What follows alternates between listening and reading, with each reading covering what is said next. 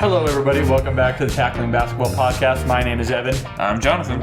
And unfortunately, we are missing Micah today. He is sick.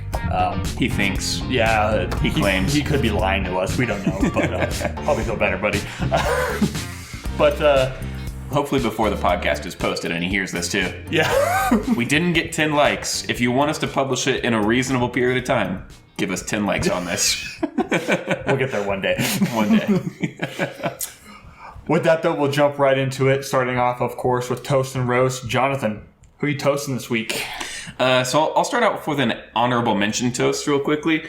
Tyrese Halliburton. We mentioned him a couple of weeks ago when I was running trivia as a potential toast because he's leading the entire league in assists per game, which is an insane stat for someone as young as him.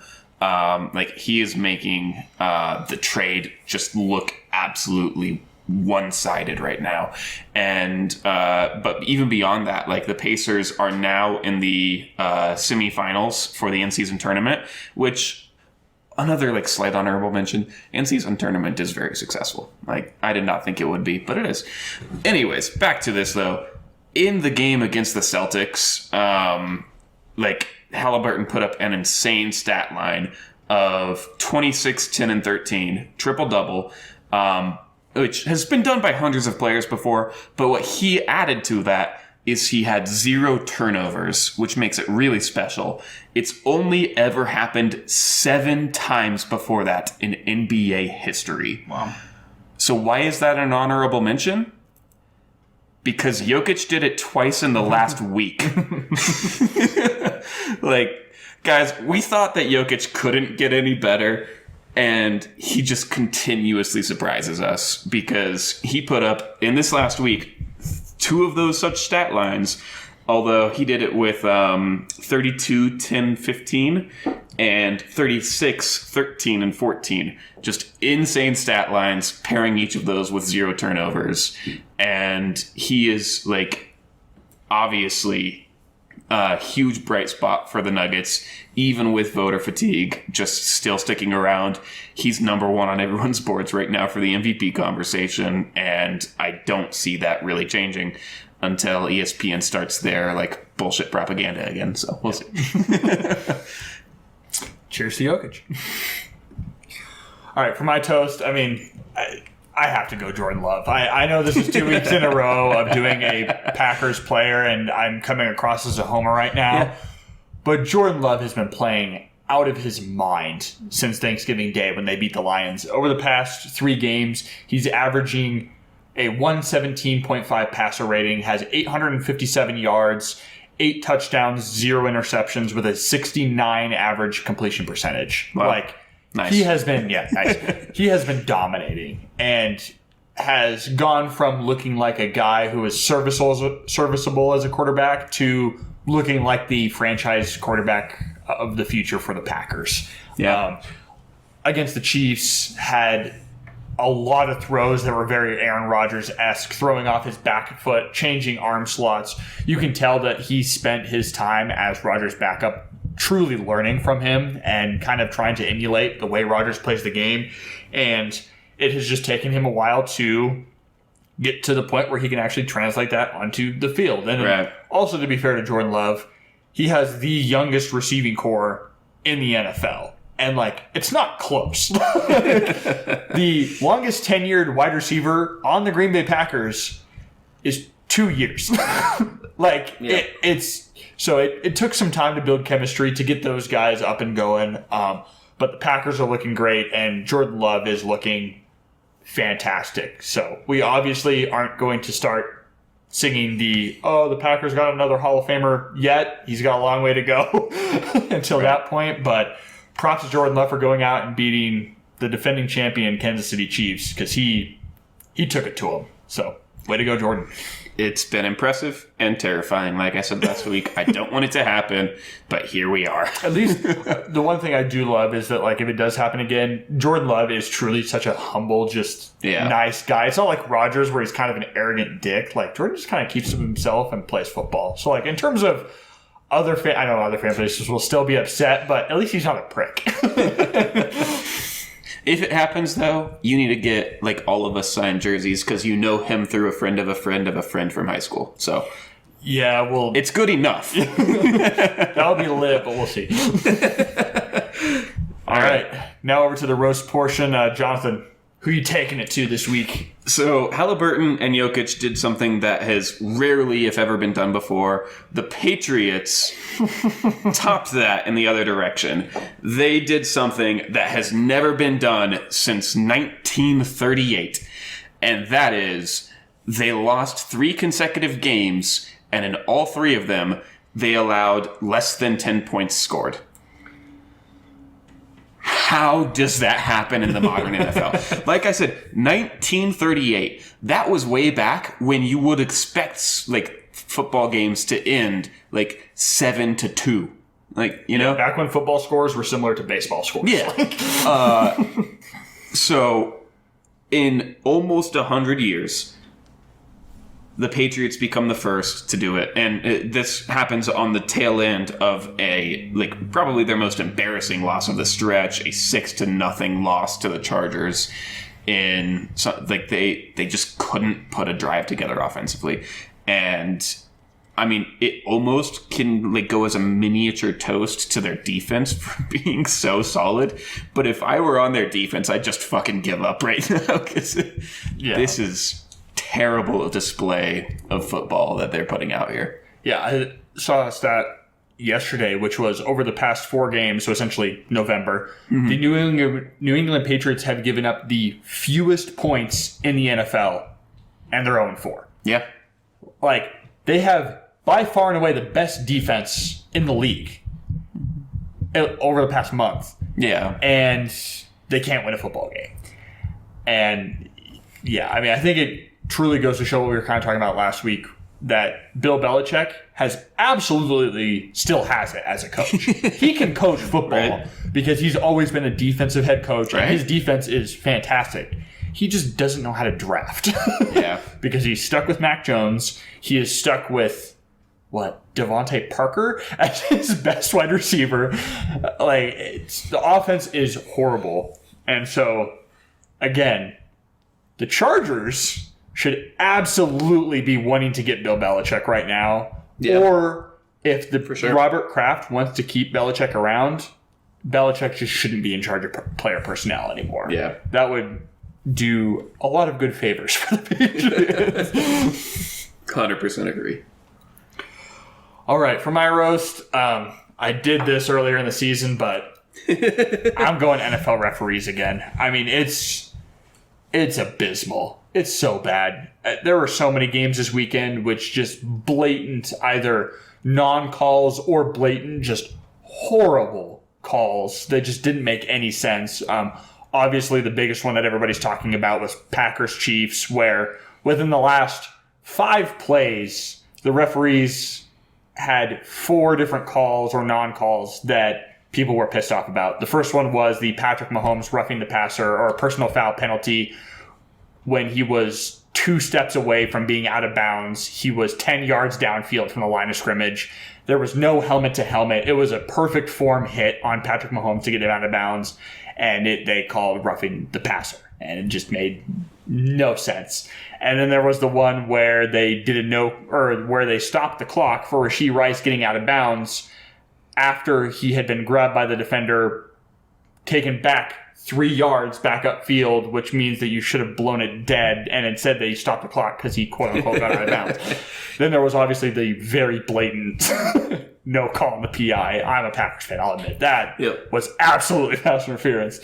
And then there's the questionable one in the end zone, although Hail Marys never really have PI calls. That one doesn't really count. But they also missed up, the referees in the Eagles 49ers game. There were a couple pass interference calls that people were pissed off about in that one. It's gotten to the point where referees are interjecting themselves into games or consistently having to do makeup calls, like what everybody was thinking with the non-PI for the Packers.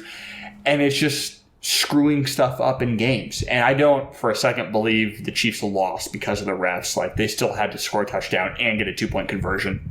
The Chiefs got outplayed in that game, plain and simple. But something needs to be done about NFL referees. It's gotten so bad. And I know in a lot of situations it's a bang play and you have to make a quick call. And it is difficult to be a referee. I'm not saying it's easy, but you shouldn't miss that hit on Patrick Mahomes and call that a personal foul. You shouldn't call that pass interference, or you shouldn't non-call that pass interference when it's so blatant. And there's also a referee literally standing 10 feet away watching it go down. Right. Like, it's just horrible at this point, and it's making the NFL look bad that this has gone on for so long and continues to be a problem. So Roger Goodell needs to spend this offseason trying to figure out how to fix it, because it's bad. Yeah, 100%. I mean, it's always going to be a difficult problem to solve because, I mean, it's genuinely not an easy job. No. But there are plenty of times that they make very obvious mistakes or they show a little bit of bias, and it needs to be fixed. Yeah. And again, no one is expecting referees to be perfect. Like, mistakes happen, but like, it's kind of why I like what the NBA has done, where like you can challenge any and all foul calls, like if you so desire. And at this point, I honestly feel like the NFL should just implement that. I know it might make things a little weird, but like at the same time, like there are definitely situations in which missed calls, non-calls, or incorrect calls truly do have an impact on the game. I think more so even than the NBA or the MLB. Yeah. And something needs to be done to rectify that, because having the referees legitimately sometimes decide outcomes is just not right. It should be decided by the players on the field, how they're playing and what they're able to accomplish. Yeah. And like, I think a lot of people ask, or I think my question is like, why not make those challengeable? You know? Yeah, I know. Yeah. And the only good answer I have come up with is that you aren't allowed to challenge anything inside of 2 minutes. And so now you have to modify the automatic review laws as well and things like that. Which, like, the big problem with it is that the most crucial parts of the game you aren't allowed to challenge, and the refs are not likely to review themselves. So then maybe we need to address that rule. Like, why aren't we allowed to challenge inside of 2 minutes? Yeah. So I think it would add to the game. Like, the other concern that I've heard sometimes is that it will slow down the game. And it's like, the NFL is so slow already. Yeah, it really doesn't matter. Yeah. Yeah. If you're going to a game, like watching it on TV, if you've never been to an NFL game, watching it on TV does not do NFL games justice. There is so much time you're sitting there in the stands with absolutely nothing going on. I think as watching it at home, you just don't realize it because there's commercials and stuff. But there's so much time where guys are literally just standing at midfield, doing nothing. The interns are underpaid, man, because they are trying their best to like put something up on the jumbotron to steal your attention, and it doesn't work. Yeah, you just sit there like, get back to football. Use the bathroom, get a beer, or sit there in boredom. Yeah, it's bad. Speaking of like rules changes to speed things up, this isn't in our segment at all, but I was curious if you had reconsidered at all the take on the pitch clock in the MLB with how many pitchers got injured last year. I still think it was ultimately good for baseball because speeding up games does help. Attendance actually skyrocketed for the MLB. And just from surveying fans, they actually said that a lot of fans were saying the reason they went to more games is because they knew they weren't making a 4-hour commitment. They were making, a 2.5 hour commitment. And then injuries to pitchers, it's difficult to directly attribute that to a pitch clock.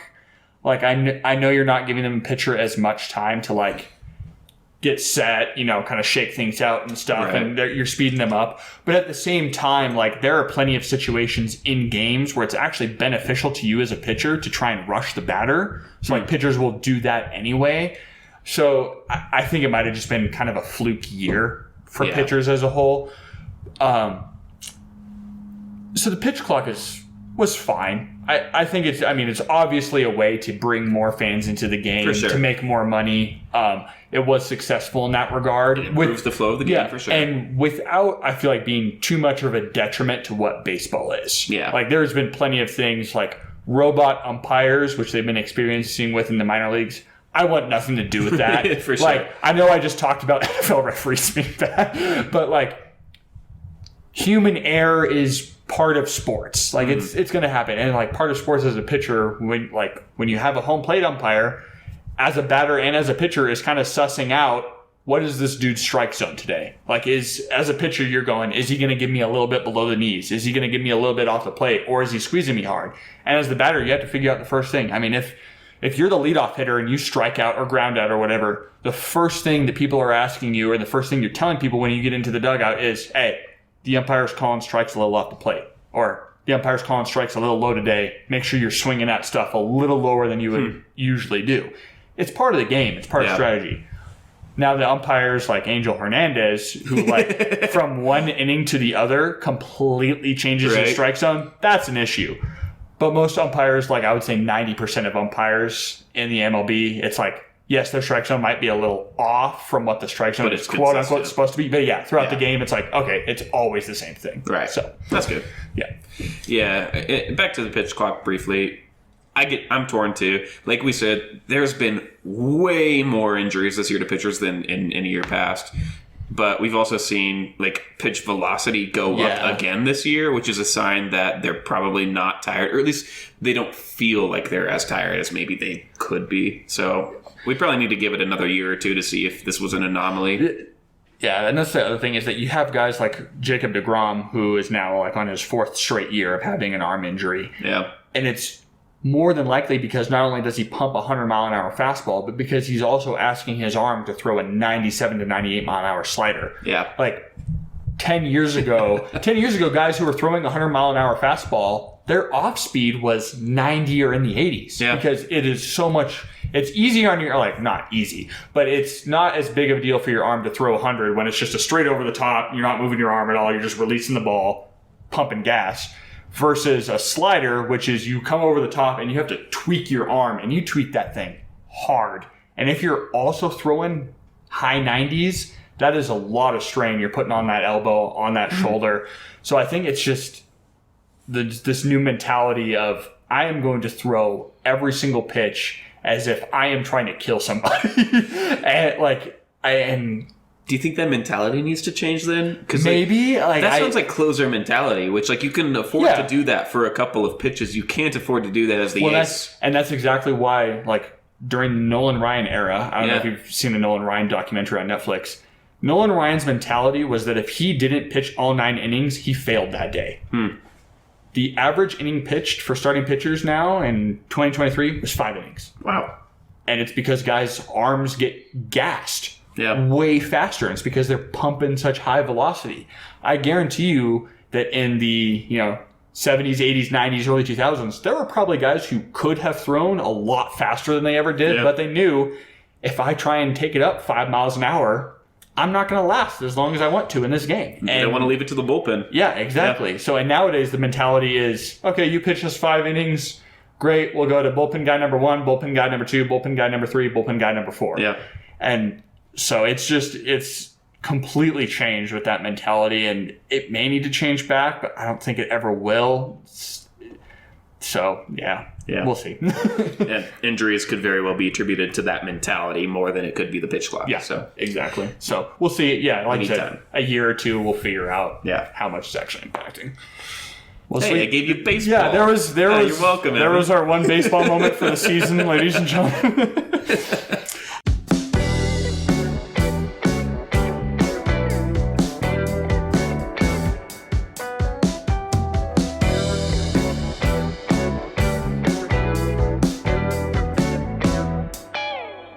All right, with that, we'll shift over to matchup of the week. I feel like a pretty obvious one this week. Eagles versus Cowboys. Yeah. I mean, this is the battle for the NFC East. Right now, the Eagles currently hold tiebreaker with a 1-0 record versus the Cowboys, but the Cowboys could tie things up right here. And who knows? I mean, if the Cowboys win this one, that might launch them into a position where they could go and win this conference. Because if they get this win, the Eagles and Cowboys would have the same record, and we'd have to see how the rest of the schedule goes. Yeah. So this is playing for some pretty big stakes here this next weekend. Yeah, without a doubt. And now, what is the conference record? So it looks like they would be tied for divisional record, which is next tiebreaker, and then Eagles would have the best conference record of the two of them. So theoretically, Eagles win out. Other than this game, they still control the 1 seed in the NFC East. But this is a monumental importance to the Cowboys. If they lose this game, they're effectively wild card and basically guaranteed they're in the NFC. So honestly, Eagles winning this might be the most boring outcome that we could see. Yeah. Honestly. Because then Eagles basically lock up the 1 seed and Dallas basically locks up the 5 seed. And we know most of the playoff picture and how it will turn out. It will be Eagles 1, it'll be Lions or Niners 2, the other one 3. The winner of the NFC South with 8 wins will be the 4 seed. Yeah. So kind of rooting for the Cowboys here, which is a rare sight for me. But without a doubt, a huge game, the biggest one that we'll see in the NFC during the entire regular season, probably. Yeah. Well, and just looking at remaining schedule, too, because, I mean, like you said, if the Eagles lose, they would have the exact same record as the Niners if the Niners win their next game, which it's against the Seahawks. So they should. Yeah. So if they wind up with the same record, 49ers have tiebreaker. Mm-hmm. And following that Seahawks game, the Niners play the Cardinals, the Ravens, the Commanders, the Rams. Ravens are really the only game there that I see being a challenge for the Niners. Should that should be a win. So theoretically, the Niners could win out the rest of the year, and they hold tiebreaker. So Niners could essentially solidify the top. And then the tough thing for the Cowboys is the Cowboys' schedule to end the season is tough, man. Yeah. It's the Eagles' schedule is kind of cushy, but Cowboys' last 5 games here: Eagles, Bills, Dolphins, Lions, Commanders. Commanders is the only cush game they got. I mean, I know the Lions haven't been playing fantastically recently. They're still a damn good football team, and they're playing in Detroit. So it's the Cowboys are they need this win right here. For sure. Absolutely. So they're going to be playing their hearts out here in Jerry World. Yeah. It'll be a very exciting game. And since you brought up the 49ers, as a quick aside, they are such a confusing team to me still. They should definitely, I think they're going to definitely take the division. They're likely competing for the 1 or 2 or 3 seed overall.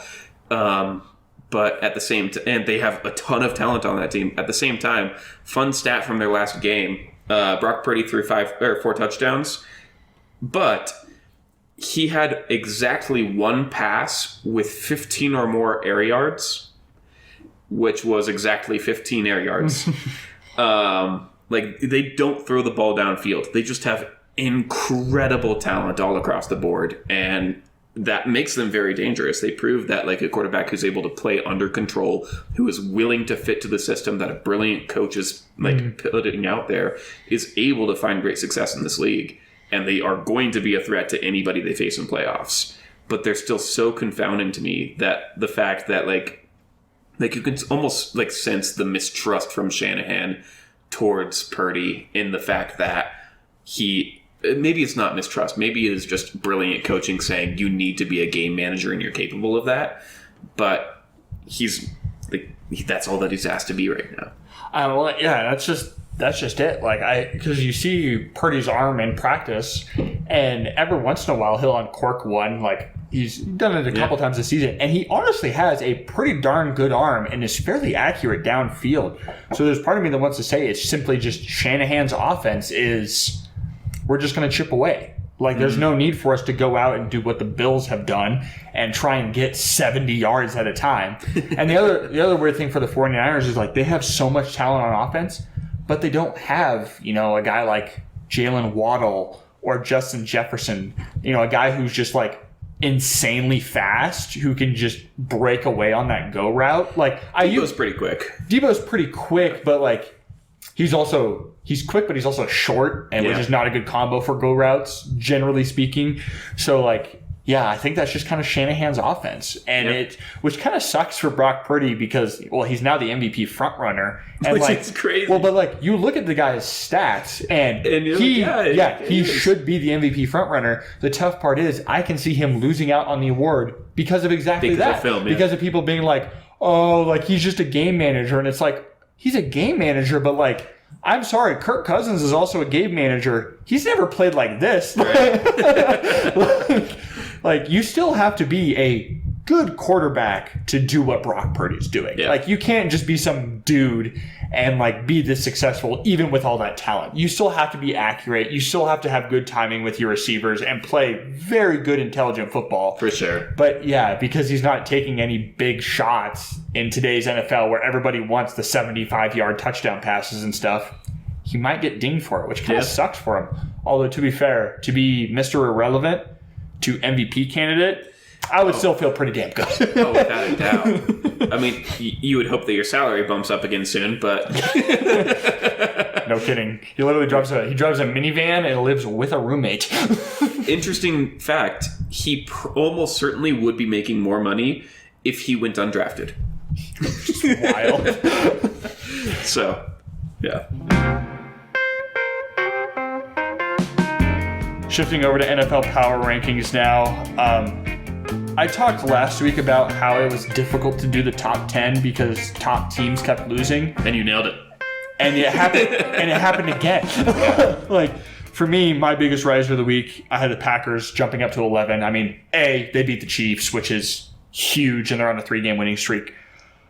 But even after that game, I didn't think I was going to bump them this high.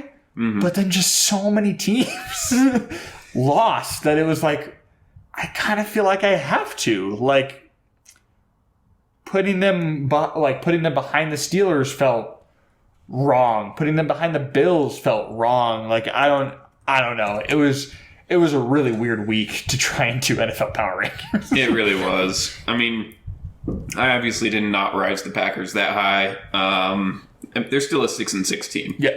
So while they have momentum on their side, I am not fully convinced that they'll go further, but also they beat like a couple of really good teams, you know? And Chiefs have now like had 3 really unexpected losses, so they are my biggest faller for sure. Yeah. Biggest riser being the 49ers, who I've said it all season long, I don't fully believe in Brock Purdy. I said it just a moment ago. I no longer think that matters because like the system is that incredible, the team is that incredible, the coach is that incredible, and Purdy is fully capable of the role that he's been given. Yeah, absolutely. I would have questions if he was asked to do a ton more than what he's asked, but he doesn't have to. No. So yeah, if we see Debo, Ayuk, CMC, Kittle go down, yeah, that's going to be a huge problem because I don't think Purdy can carry the offense. But I think so. Yeah. As long as they have them or the majority of them, yeah, they're fine. And they prove that by going into Philly and making people question, like, the fact the 49ers fans have been saying for the past year, oh, if we had just had our quarterback available, we would have beat you guys in the NFC Championship game. And everybody's been going like, no, you wouldn't. Yeah. And then after this weekend, it's like, oh, well, maybe you guys would have. Yeah, right. So, I also had the Jaguars dropping 3 spots. Disgusting loss. That was the terrible. fact they made Jake Browning. Defense. They made Jake Browning look like an MVP caliber quarterback. And to be fair to the Jaguars, if Trevor Lawrence hadn't got hurt, I don't think they would have lost that game. Like if you had Trevor Lawrence at the helm instead of CJ Beathard, you probably would have won. Though he did have the drive to help tie it up. So congrats, CJ. But yeah, the Jaguars defense is a major problem for them. Like you can't allow Jake Browning to do that to you. It's not acceptable. And like I think it's largely centered around their defensive line, their front 7, because they generated next to no pressure against what is genuinely one of the single worst offensive lines in the league. Like, we've not seen a team do this poorly against that offensive line yet. Yeah. For sure. So I kind of made the joke in our group chat that the Bengals offensive line really wanted Browning to be their quarterback. That's not true. They love Burrow, but the Jags defense just cannot generate pressure, and it is a serious problem for them. Like, I thought that this game would be a low-scoring affair, and it ended, 34-31? Yeah. Terrible. Jesus. Another faller that I have is my Broncos. They have really pulled themselves together over the last 5 weeks, but this loss was pretty bad. Their offense was pretty bad, and I think the stat that is the most terrifying to me, which I'm convinced. Check the time of my tweet. I'm convinced that so many media outlets stole my stat and didn't credit me. But they have received the ball to start the second half 10 times this year out of 12 games, which is already just kind of like wonky. Like, that is such a skewed stat. But they've received it 10 out of 12 games. With those 10 possessions to start the second half, they have 2 missed field goals and 8 punts. 0 points. And they've given their opponents an average starting yards to goal of 71.5. That is their own 28.5 yard line. Which effectively means it would have been better if we had kicked it off to start the second half every single damn game. If you're in that boat, I don't care what the league average stats say of, oh, it's nice to gain momentum and start the second half with a touchdown. Like, you're not doing that. Stop deferring. Yeah. We should, because every team in the league wants to defer, and the Broncos have been pretty decent to start the first half. The first half is their strong half. So we could legitimately close the season. Every single game, you start the game by receiving, marching down the field, scoring. And the Broncos have already come out. Sean Payton's come out on Tuesday, 2 days after I posted the stat and someone asked him about it.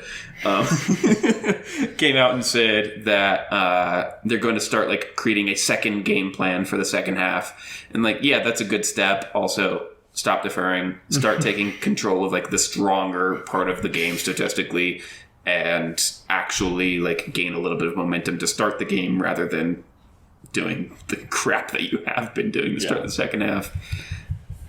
It's tough here in Denver. It's been every time that we receive the ball at half, I know what the result is going to be. I've been tracking this for a couple of weeks now, and it's finally just gotten blatantly awful enough that I needed to say it.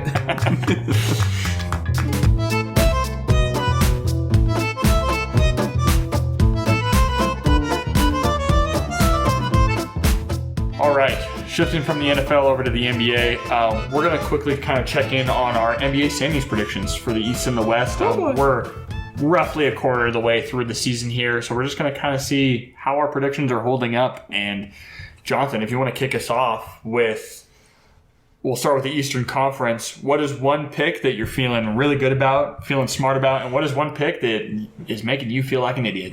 Yeah, I mean, I kind of really like the Celtics pick, which is kind of a weak one because we all had them as top 2, but I was the only person to put them at number 1. And their team looks incredibly strong right now. Bucks are still figuring themselves out. Celtics are working really well on both ends of the court, except versus the Pacers, who, honorable mention for one that I'm proud of as well. I have them as the 9 seed, which is, again, highest out of all of us, and they are performing really well. I might get unlucky and they surpass the play-in tournament, so I might end up with no points for them, but we'll see.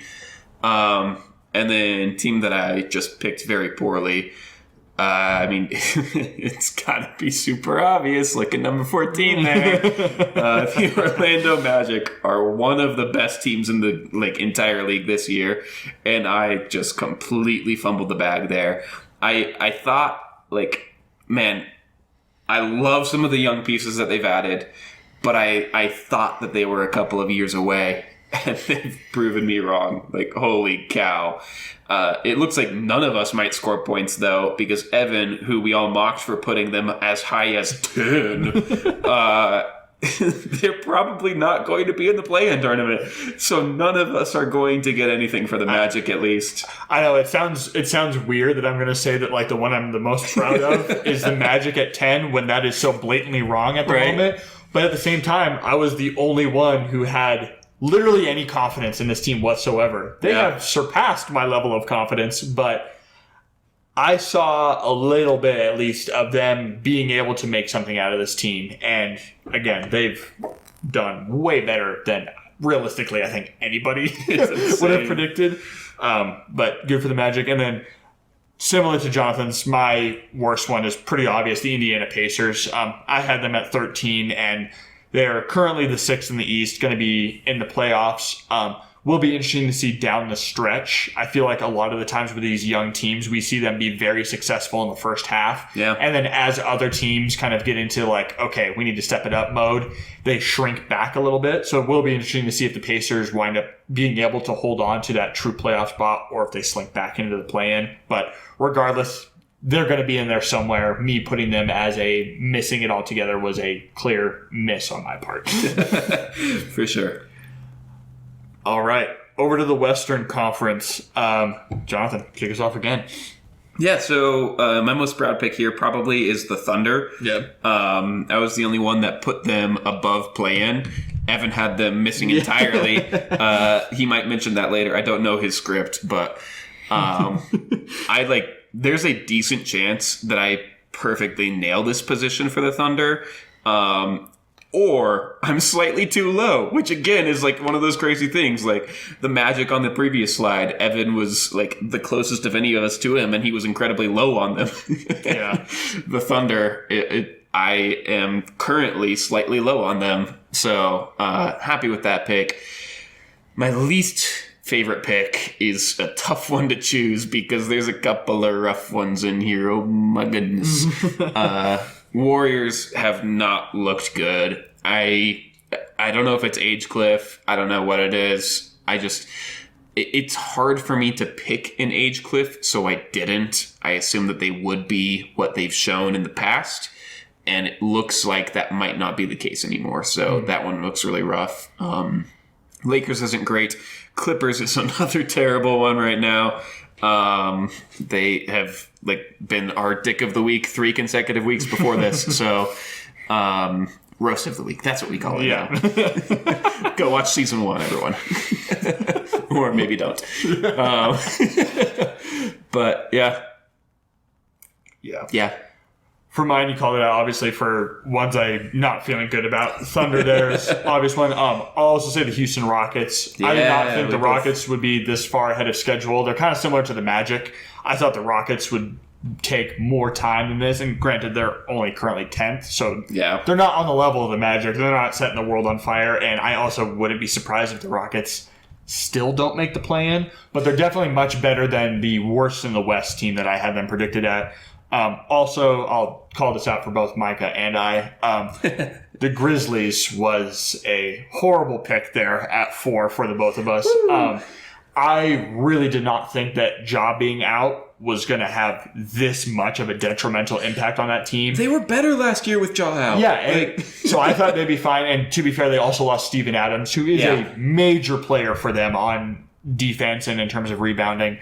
But this has been worse than we could have imagined. They're not even in the playoff picture right now. Which is even more surprising with how good Desmond Bane has been this year. Like, how do you have this player break out this much? Like, a candidate potentially for most improved player, and your team is this abysmal. Yeah. And then the one I'm going to call out as being like a quote-unquote good pick, and this is another kind of lame one, but the Lakers, putting them in the play-in area. I think I might wind up kind of perfectly nailing them. They're at 8. I mean, they do not look like a team who can solidify a top 6 position and guarantee themselves playoffs. They're going to have to go through the play-in again. They've just been incredibly inconsistent. It's just they're overall not a fantastic team. Like they win the games that LeBron carries them to, as has been the thing all the time. But unfortunately for the Lakers, LeBron is now, 39 years old? Yep. Like, he can't break his back for him. Yeah, he can't put a team on his back night in and night out and get them to a top 6 spot. Right. So, Lakers being in there. And then I'm also, as the season has gone on, feeling much, much better about me putting the Kings at 2. The Kings have really kind of turned it up here recently. I'm not sure they'll wind up making it all the way up to 2, but I am feeling pretty darn good now about them making a solidified playoff spot.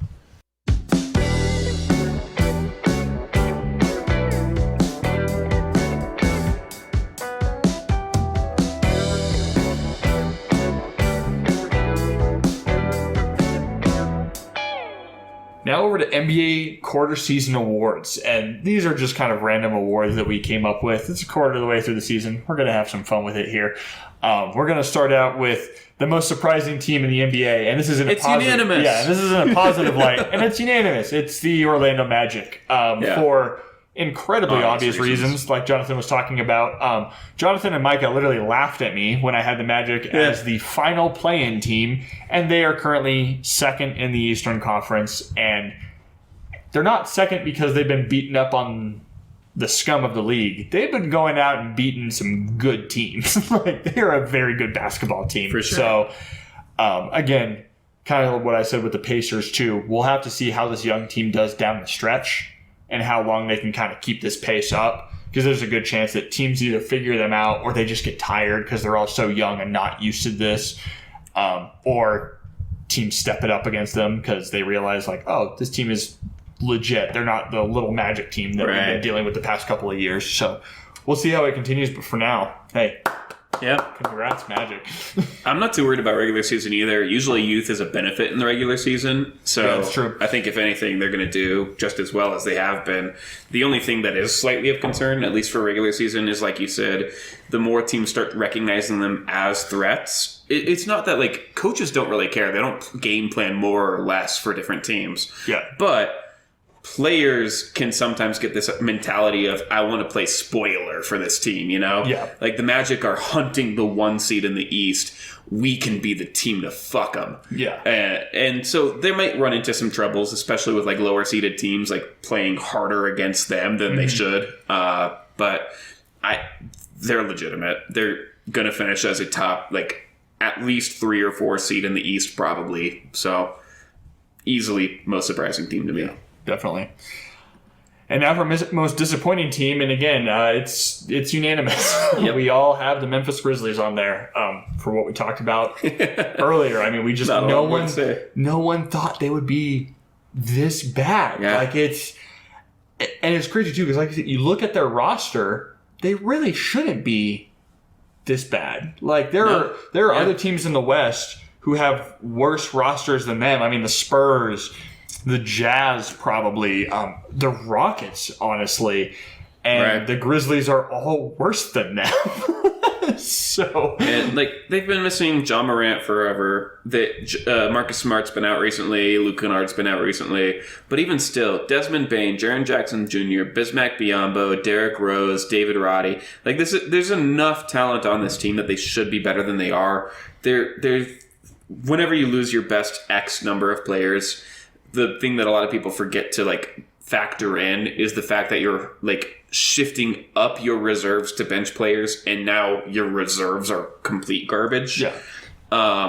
So, like, it affects your back end, your bench, almost more heavily than it does your starters.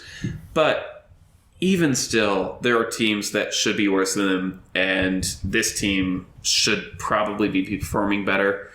Like, we all had them ranked pretty highly, even with the knowledge that John Morant would be missing time. Yeah. And maybe that was our mistake. Maybe it's theirs. Yeah. Yeah, we'll have to see once Ja is back if that kind of gives them a spark to their season or not. So, all right. Now over to Best Superstar. Superstar is being used very loosely. Seems like it. Here. For Micah, Micah put down Tyrese Halliburton. His was the one that we're more playing loose with. Yeah, he's definitely a star. He's a star in the making. I'm not sure I would personally classify him as a superstar, but hey, like you said, he's also been playing phenomenal. So props, for me, props to Tyrese. Yeah. For me, superstar is someone who has been top 3 in the league at one point. Yeah. So, like, it's more than just the top 3 right now, because that would just be, like, Jokic, Giannis, Embiid. But, like, you include KD in there, you include LeBron in there, you include AD in there, you include, like, Kawhi and Paul George. If you have been at that level where you're, like, getting MVP votes, then you can be a superstar, and Halliburton is trying to get there. Yeah. I'm really happy with him this season. Even if he was qualified as a superstar, he's not my best right now. He's great. He's fantastic. Great job for the Pacers. Great job, Tyrese. He is not a superstar. He's not the best superstar. Mine is obvious. Yeah. I'm a Nuggets fan. I'm a Jokic fan. And I think that he's currently the unquestioned MVP in the league. So it was hard for me to like even consider anyone else. Yeah. I put Doncic in there, because I knew you were going to pick Jokic. I also saw in the first 2 categories, I knew you were going to pick Jokic in the first 2 categories. I knew we were probably all going to agree. So I wanted to create some kind of conversation. But also, Luka has been phenomenal. Like, he is having a great year. He's absolutely in the MVP conversation. Up to this point, he might be second to Jokic, depending on kind of how you're looking at guys. Like, Luka has been carrying the Mavs on his freaking back. Like, he has been doing everything in his freaking power to win that team games. They're currently 6th in the West, but that's because other guys on the Mavs have just not stepped up. And Luka, even Jokic couldn't take that Mavs roster and win every single game. Like, it's impossible. So yeah, he's been very impressive this year. Maybe one of the most competitive to beat Jokic for MVP. Yeah. I think it would be on voter fatigue, but like that is a reason that's often used. If it comes down to voter fatigue and the Mavs wind up getting a top 6 spot, I could see it, because I think the argument would 100% be you took that and got a top 6 spot in the West. Yeah. Mother Especially of God. after how you finished last season. Like, you not only like took that to a top 6 seed in the West, put emphasis there as well. But you did it with a player who last season you were completely incompatible with in Kyrie Irving. And maybe we should call on coaching a little bit more and give them more praise. But like, they've figured it out, I think. Kyrie and Luka are actually playing well off of each other in the offense now, which is kind of surprising to me. And a huge cheers honorary. I'm giving a lot of honorary cheers and toasts and roasts this week, but another one to them. Yeah, for sure. All right, now over to the final quarter season award, worst superstar. If you've watched our recent episodes, you should have seen Jonathan and I's picks coming from a mile away. Yep. Micah also picking a non-superstar. But to be fair, Andrew Wiggins has been ass in comparison to what I think he was expected to be this season. So in our script document, he literally has the words, "Does Wiggins count?" Because he recognizes Wiggins isn't a superstar. But it's a good point by him. Wiggins has been very disappointing this year, and not superstar status. I don't think on the same level of James Harden, but I don't hate him breaking the unanimous nature of this, because it's worth pointing out how bad Wiggins has been. But then, worst superstar, Harden, it's blatantly obvious. I mean, not only has he not really been performing at the level of a superstar, but he literally went to the Clippers and made them worse. Yep. He took a team who most people were expecting to wind up with a top 6 guaranteed playoff spot and wrecked them for quite a while. And I want a refund on my Clippers pick for top 6. I didn't know that Harden was going there. I would have picked them lower. It's bad. And it's just his attitude too. I mean, he's just such a jerk and so incredibly self-centered and self-involved, and just a complete opposite of, honestly, at this point, pretty much every other superstar in the league. Yeah. I feel like every other superstar really does truly care about how well his team plays and everything. James Harden only cares about how well James Harden plays. And he is the system. Yeah, he is the system. So, wow. Yeah, worst superstar to James Harden. I'm Aaron Rush of the week because why not? Yep.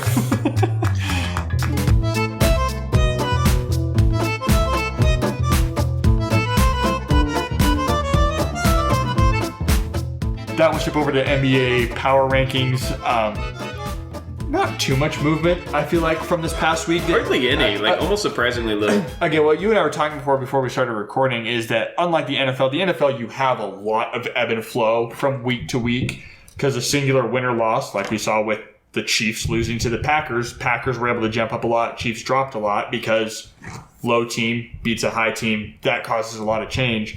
Whereas in this, if the Pistons go out and beat the Celtics once, we're not dropping the Celtics outside of the top 10, and we're not raising the Pistons up 15 spots. So as evidence of that, the Pacers, we're recording this on Tuesday evening. The Pacers just demolished the Celtics in the play-in, or in the in midseason tournament, and it's still the unanimous number one for us. Yeah. Just because they've been that impressive this year, we don't count one loss as heavily as we do in the NFL. Yeah. For sure. So obviously, Magic just kind of continued to rise up all of our boards. I think for a long time we were all hesitant to put them into the top 5 because we're like, the Cinderella run is going to end at some point, but they've earned it at this point. The Nets kind of bouncing up all of our boards, the Rockets falling. The Rockets' Cinderella run there for a while did in fact come to an end. And they're on a 4-game skid now, I think. Yep. Which is not ideal. Coming back down to earth. And pretty much all of 22 down for all of us is pretty much all the exact same. It's all the exact same garbage teams who are just going to hover there for the entirety of the season. So not too much to chat about this week for power rankings. Yeah, not a ton. I'll mention a couple of teams. The Nuggets I have improving greatly. They 2 spots up from 7 to 5. Large product of I dropped them a lot when Jamal Murray got hurt, and now Jamal Murray is healthy and they look like themselves again. Yeah. Aaron Gordon hasn't been great this year, but he's also more of a he's been used in a defensive role for us, so I don't worry as much about his offense as long as we have Jamal and Jokic and maybe MPJ or KCP healthy. Pacers. Just mentioned the big win against the Celtics. They've been screaming up the boards as well, impressing me. I see, Evan, you dropped them a couple spots, which is reasonable. They had a couple of tough losses recently. I did my rankings before their win last night. So. Even more reasonable. Yeah. Mavericks are sort of regressing a little bit to the mean, but not as much as I expected. They're still doing well. And then Warriors are not looking quite as garbage for me. They've risen 1 spot to 19. Yay. Go Warriors. Way to go, Warriors. I saw them at 21 because fuck them, that's why.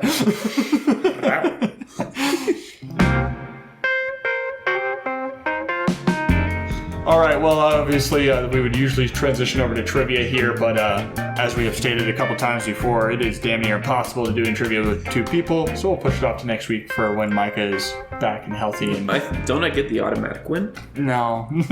Sorry, buddy. Okay. With that, though, we'll shift over to Sportsbook Showdown. Jonathan, kick us off with your first bet of the week. Yeah, so this week I'm doing a 3-leg parlay for the NBA. I'm going Nuggets over Clippers, which was shockingly close line considering how much I love the Nuggets and how much everyone hates the Clippers right now. I think that alone was minus 118 for me. Evan got it better, which is crazy to me. Yeah. I wish that I had placed this bet earlier. I have Hornets over Bulls, which is that one was really good plus odds on its own, and we all have the Bulls is really bad right now. Hornets is really bad as well, but for those odds, I take it. And then Magic over Cavs, another plus odds bet there on its own, which shocks me. And so plus 1169, putting 2 units down, hoping to clean sweep it. Nice. All right, well, we don't have Micah's bets yet, so we're just going to assume that this is an absolutely terrible bet by Micah. I mean, just horrendous. No, I like this one. Oh, okay. Yeah, but to each his own. I've been doing better than you, so everyone's been doing better than me. That doesn't matter. And my saying that I like it makes it worse. Yeah, so. that's fair. All right. Yeah. For my first bet, I'm doing a NFL moneyline parlay. I'm taking Buccaneers over Falcons, Colts over Bengals, and Broncos over Chargers. 3 bets I feel pretty good about. Buccaneers was actually plus odds over the Falcons. I know the Falcons have been doing better recently, but they're kind of on the exact same plane of existence, so fine there. And Broncos was actually plus odds over the Chargers as well. Which shocked me. Which is shocking. I know the Broncos just lost, but the Chargers just put up 6 points. The Broncos just lost to a team that's been really, really, really good recently. And they didn't do it in a great way, but the Chargers have been really, really bad recently. Yeah. So, and then the Colts have been setting the world on fire, even with AR-15 out. And I don't see Jake Browning having a repeat of last week and seeing the Bengals score 30 points. So that's plus 796, 2 units. Yeah, I like it. We share 2 legs, almost 3, because I nearly took Buccaneers over Falcons as well. But my second bet of the week is a 5-leg parlay, which is a little ambitious considering I always have at least one flop. But I'm going Broncos over Chargers, like we mentioned, plus odds. Lions over Bears. This one is minus 168 right now. Take it. How is it minus 168? Colts over Bengals, plus odds, which again, what the heck? I think it's an overreaction for Monday. Yep. Jags over Browns, Eagles over Cowboys. Eagles over Cowboys is also plus odds. Every single one of these lines I loved. Mm-hmm. It's giving me plus 4,102, and I'd put 20 units down on this if I could. Yeah. Again, what do you think about this Micah bet? Love it. Every single leg is going to hit without a doubt. I mean, my goodness, my endorsement of this will only make it better. I really hope it's just a bet on a single thing and there's no legs to it at all. That's what happened when we did this for you. Love it. I think I've guessed that it was going to be a 3-leg parlay and you had a single bet. Love to see it. Yeah. For my second bet, I'm betting against the spread for the first time this year, which I usually don't do. But NBA lines for Wednesday are kind of crazy, at least where I've got things at. Starting out with Trailblazers plus 10.5 against the Warriors. That's the most ambitious one of this entire spread. And honestly, the Warriors have been playing like crap. I think the Blazers can at least lose by 10 points or less. Or win the game. So, woohoo. Somehow I got Nuggets plus 1 against the Clippers. Love to see that. Which, let me start off by saying that's a stupid-ass line because there is no such thing as a tie. Yeah. So that's effectively just saying money line. Yeah. Which, you got better odds than money line, so props. Taking Thunder minus 1.5 against the Rockets. I think the Thunder are going to blow the Rockets out of the water. So I love that one. And then Grizzlies minus 1 against the Pistons. I know the Grizzlies have been bad, but no one's been as bad as the Pistons. Yeah, so for sure. Picking minus 1 here, like Jonathan was saying, that's essentially just me saying the Grizzlies are going to win the game. But again, better odds than money line. So combine them into a parlay, getting plus 1,228 on it, putting a unit down on it. Love it. Yeah, my final bet of the week goes towards my one of many honorary toasts in Tyrese Halliburton. Like I said, he's been having a fantastic season, and the only thing that could hold him back from the most improved player, which is my bet, is either Tyrese Maxey continuing to excel, which I feel like Halliburton has a better trajectory, or people just saying, "Oh, he was good enough last year." But if he was good enough last year, how did he get traded effectively straight up for Sabonis? Yeah. So plus 2,000, I absolutely love those odds. Again, I would put more down if I could, but we're doing 5 units a week right now to sort of level it out. Yep. So. All right, Micah's final bet. Legendary. No comment. Micah, I hope it wins you all the monies. Or units. Yeah. Either one. For my final bet, I'm doing what you did last week, Jonathan. I'm picking NBA division winners, except I'm going to pick all of them. I did Full too. Sending it. So, did you? I thought you picked only 5. All right, well, I'm picking Bucks, obvious one, Magic, who are actually currently not favored. They're actually currently behind the Heat in that division. Picking the Celtics, and then the Suns, Nuggets, and Mavericks. All fairly safe picks for the most part, except for the Magic, who are not favored, although I'm not sure why they're not, but whatever. That combines for plus 2,490, putting 2 units on it. I don't think you checked last week. I put that exact bet, except I got plus 2768. Nice. In your face. Whatever. The Magic have been continuing to do better. They have. These are all teams that just them winning their divisions just feels so blatantly obvious. It does. Apparently, except for people thinking the Heat are going to win their division. Which is strange to me. Sportsbooks are weird. So, we'll take the plus odds on that one. The Heat have always been a postseason team, too, these last few years. So, to say that they will step it up in the regular season is a little strange. Yeah, a little bizarre. Yeah. All right, well, that's going to do it for this episode, folks. Thanks for joining in. Hopefully, Mike will be back next week so we can get to our favorite segment, trivia. Who doesn't love some trivia? But, Jonathan, take us out. 2 NFL teams are going to miss the playoffs this year with a record of 10-7.